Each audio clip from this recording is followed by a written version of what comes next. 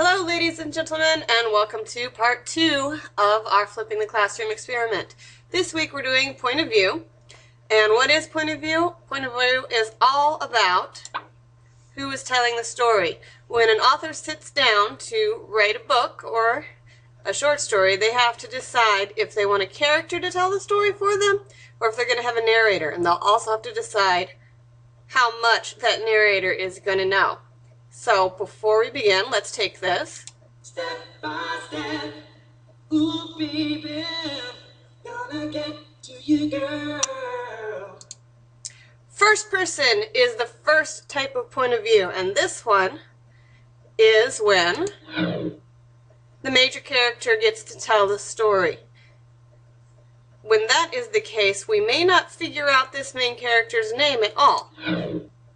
And the reason is because they call themselves I, just like you and I do when we talk about ourselves.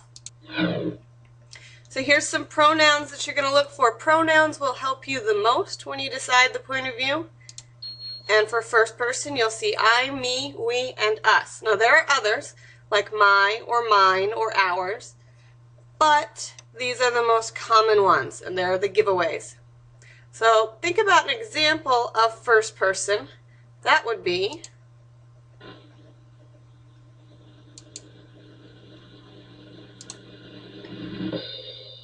we live life in first-person point of view. We can't take our eyes and our brains outside of our skull and watch as we go through life and go to school, go to home, go to practice, or whatever else we do with our life. We can only see it from inside our heads, and that's why when we talk about ourselves, we say, I am going to rehearsal tonight. I am going to start playing an instrument. I don't talk to you and say, Miss Harwood is going to assign homework. No, I say, I am giving you homework. So, point of view, first person point of view is our way of living and thinking and doing things. So how do we find first person point of view? Well, first we begin with a story, and we're going to code the story because coding helps us look for point of view as well as things like plot. So I will just read this to you since it's pretty short. It says, I knew I shouldn't have let my grandma go down there. She isn't too steady on her feet to start with, and then she gets those dizzy spells. But she insisted, and the next thing I know, she's tumbling down those stairs like a gymnast. We have one major character here. It's not Grandma. We don't actually know this person's name. We don't even know if they are a boy or a girl. So the first step is to circle all of the mentions of that character. Right now, its name is I. And we know that it's first person because of the I's. Those are the dead giveaways. If you see a lot of I's or my's or me's, that means it's first person. And we're going to finish coding the story by double underlining the problem. She's not steady on her feet, and finding some of the main events. I'm just going to skim through the conflict and the main events on these because the most important part is finding the major character, because that tells us the point of view. So in first person, the major character is going to be an I. The second kind of point of view is third person limited. Now people talk about this a little bit differently. Sometimes they just say third person, sometimes they just say limited, sometimes they say the whole thing together. In this point of view, there's a narrator, and he only knows about one major character, so his knowledge is limited. He can only know what the major character does or thinks. He doesn't really know that much about the other characters. He only knows the stuff that the major character knows. So when we read, we don't get to go places that the major character is not at. If the major character has a best friend and they go to castles and coasters together, we can see that part of the action. But then when the friend goes home, we don't go home with the friend. We stay with the major character and do whatever he does. So here's our pronouns, our giveaways. He, she, him, her, they, and them. And of course things like his or hers count as well. One movie and book you're familiar with that is an example of third person limited is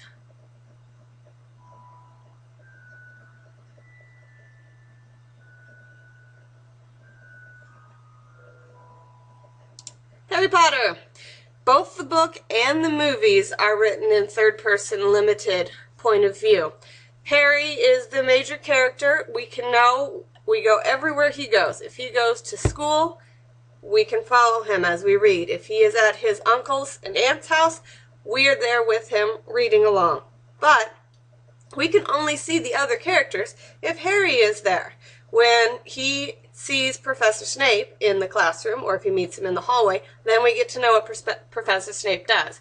But if Harry leaves, we can't follow Professor Snape and figure out if he's doing something sneaky. We don't get to see that.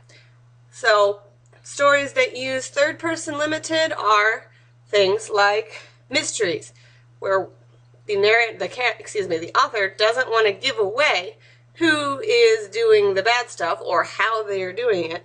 So they use the limited point of view so that we won't know until the end.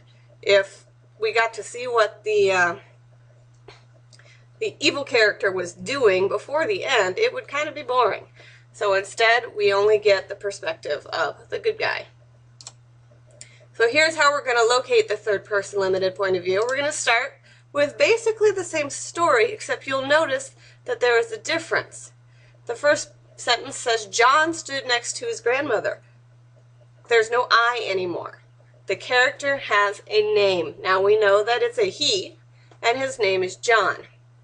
He knew he shouldn't allow her to go down the stairs alone. She wasn't steady on her feet. John had seen her grab the nearest object when dizziness overwhelmed her. John was afraid that he would not be able to help her. So we still have one major character. The grandmother is just a side character. John is the major character.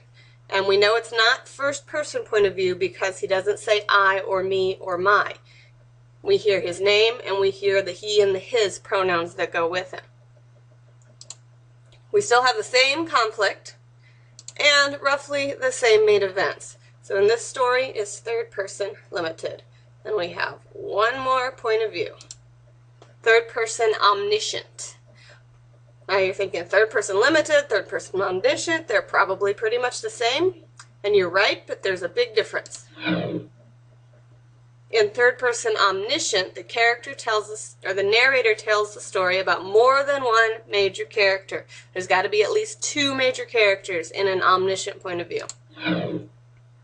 The word omniscient actually means all-knowing, or somebody that knows everything. So the narrator knows everything about all of the characters. And that means the reader gets to go to every place, even when some of the characters are not there.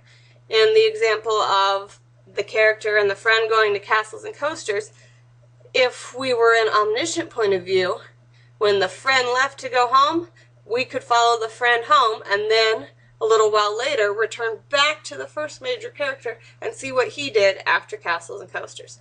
The tricky part is that the pronouns to look for are exactly the same as third-person limited, so we have to really decide how many major characters are there. And a familiar example you'll have of third-person omniscient is the movie Finding Nemo. Finding Nemo has three major characters. Two of them are Marlin and Dory. And we follow Marlin and Dory for about half of the movie. We get to see them when the sharks try and get them to join their little club, when they go down into the black with the scary-looking electric fish. We are with them when they play hopscotch with the jellyfish, when they hang 10 off the back of a turtle, and when they get eaten by the whale. But other times during the story, we see Nemo. And Nemo, his story is mostly about him in the fish tank in the dentist's office. So when we're not following Marlin and Dory traveling through the ocean, we see Nemo learning that he's about to become Darla's little pet and probably die. We get to see when he gets inducted to the fish fraternity, and we get to see him try and break the filter in the fish tank. And then at the end, all three of the characters come together and they go back home to their coral reef. So because we get to see them at different times when they're separate from each other, we know that the point of view is omniscient. So let's find our story again. Basically the same story. Here is where the omniscient comes in. John stood next to his grandmother. We knew his name was John before. He's still John. He wanted to help her down the stairs. He was very protective of his grandmother. He remembered the last time she had fallen down.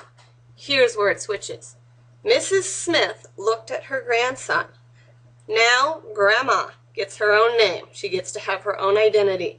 The point of view switches to her because now we are with her thoughts and her feelings. She looked at her grandson, her blue eyes sharp, and moved a strand of hair from her face. She was determined to do this on her own, to prove she wasn't a helpless old lady. So this is third person omniscient because we have John as a major character and all of his thoughts and feelings, and Mrs. Smith as a major character with her thoughts and her feelings. They still have the same conflict. She's got to get down the stairs. There are still the same main events. But the point of view is different now because there's two major characters. On Class Chatter, you are going to have an assignment about talking about what point of view your favorite book is in. So be thinking about what kind of major character there is, if there's more than one, and what kind of pronouns you see. Are there I's and me's and my's, or he's and she's and they's? And last but not least is our transmogrifications. Here's last week's answer. Baba Black Sheep. This week you have a new challenge. And your challenge is to decode this. It is a nursery rhyme, just like the week before. And so use your thesaurus to translate petite lad cerulean, approach and huff your trumpet. I've added an assignment on Class Chatter. It's a bonus, so if you think you know the answer, post your answer in Class Chatter, and the first person to get it right will get a candy bar of their choice. There's also another bonus assignment in Class Chatter about writing a paragraph letter to our French pen pals, so if you would like to do that, you may add that as well. And I will see you next week.